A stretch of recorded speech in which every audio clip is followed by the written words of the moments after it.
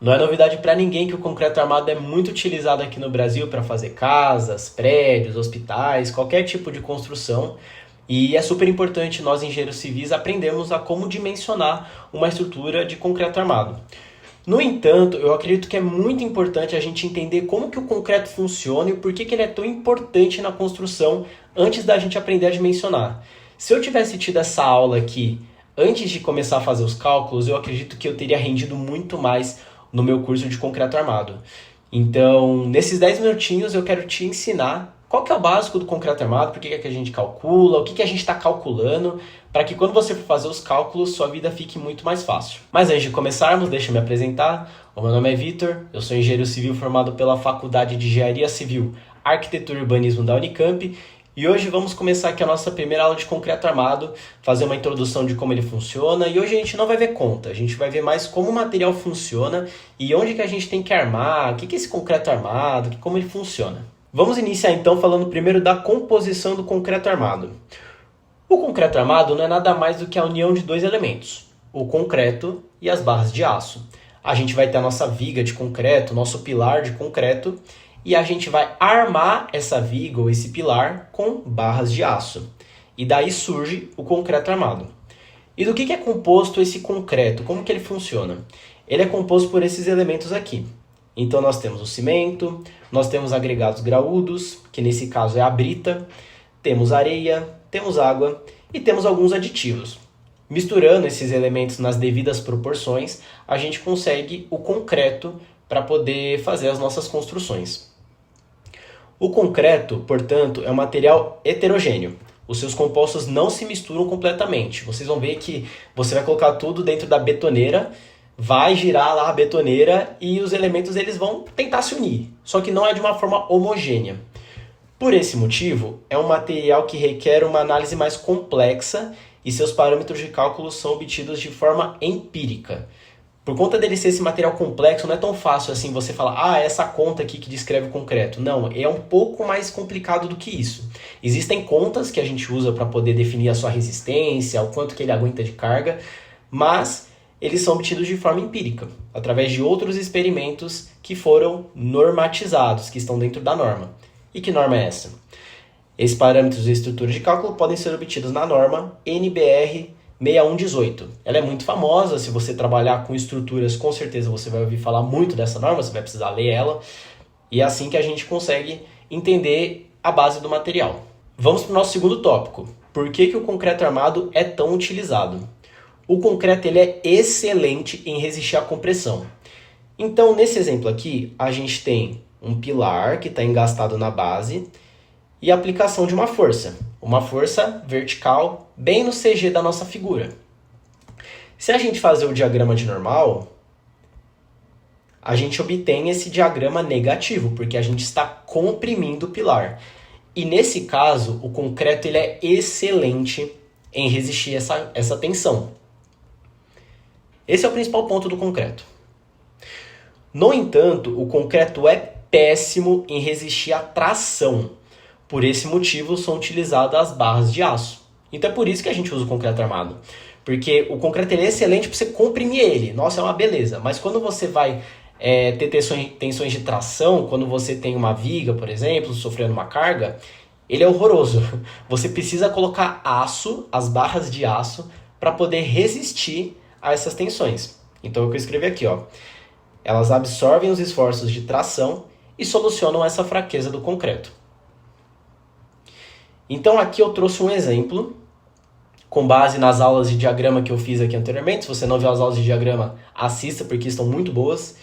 E aqui, ó, nessa primeira situação, a gente tem uma viga biapoiada e tem uma carga distribuída aqui em cima dela. Como que é o diagrama de momento fletor? O que a gente espera desse diagrama de momento fletor? Que ele seja dessa forma, que ele forme uma parábola e seja positivo. Por que é positivo? Porque ele está tracionando as fibras inferiores. É como se eu pegasse essa caneta e apertasse, ó, girasse desse jeito, tentando quebrar ela. Aqui embaixo vai ficar super tracionado. E assim, os diagramas de momento fletor indicam quais fibras estão sendo tracionadas. Foi o que eu acabei de explicar. Vamos fazer agora um exemplo real, como se fosse uma viga de concreto armado. Então, olha só. A gente tem aqui a viga. Agora você pode perceber que ela tem dimensões reais. Aplicada a mesma carga F em cima dela, a carga distribuída. E aqui eu fiz um cortezinho na seção, que a gente pode ver aqui no lado, em que ela tem 60 centímetros de altura e 20 de base, de largura. Como que vai se deformar essa viga quando a gente aplicar a força F? Olha só. A gente tem que a viga ela vai ter esse comportamento. Óbvio, não é isso que você vai ver na vida real. Você nunca vai ver uma viga se deformando desse jeito. Mas eu estou fazendo de um jeito bem grotesco aqui para você entender o que está acontecendo. Então, na parte de cima, a gente vai ter as fibras comprimidas. Você pode ver aqui que tem tensões de compressão na parte de cima. E na parte de baixo, aqui que mora o problema. Porque aqui as fibras estão tracionadas. E lembra que eu falei, o concreto é horroroso em resistir à tração. Ou seja, é aqui que vão entrar as barras de aço para solucionar o problema. Como vamos fazer para o concreto resistir à tração? Concreto armado. Então perceba, aqui eu tenho a seção transversal e aqui eu coloquei as barras de aço na parte inferior da seção transversal. Isso aqui a gente chama de armação positiva. Por que essa é uma armadura, uma armação positiva? Porque no diagrama de momento é positivo e se traciona as fibras inferiores é positivo. É basicamente isso. Então agora você entendeu por que a gente coloca as barras de aço na parte de baixo da viga, quando tem esse tipo de carga. Perfeito? Então se a gente olhar agora na vista longitudinal, olha só, a gente tem a nossa barra aqui, ó, a barra verde que percorre de um lado ao outro, tentando resistir essas tensões de tração. E assim essa viga de concreto armado ela consegue resistir à carga que estava sendo aplicada aqui na parte de cima. Beleza? E agora eu vou trazer um segundo exemplo, para a gente fazer junto. Considerando o seguinte diagrama de momento fletor, quais regiões da viga de concreto devem ser armadas? Então aqui a gente tem o diagrama de momento fletor. Lembrando, se você quer aprender a fazer diagrama, tenho aulas aqui no canal para você assistir. Tenho 3 aulas já feitas. E olha só que interessante, a gente tem um engaste aqui na parte da esquerda e um apoio fixo no lado direito. E por algum motivo, o diagrama ele ficou dessa forma. Então aqui a gente tem um momento negativo na parte da esquerda e na parte do apoio a gente tem um momento positivo. O que a gente espera então? A gente vai precisar armar essa viga nas regiões em que as fibras estão tracionadas.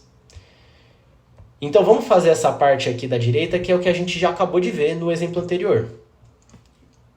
Nessa parte aqui, até esse ponto mais ou menos, a gente vai ter as fibras inferiores tracionando. Ou seja, a gente vai precisar colocar aqui... Agora eu vou fazer a barra de roxo.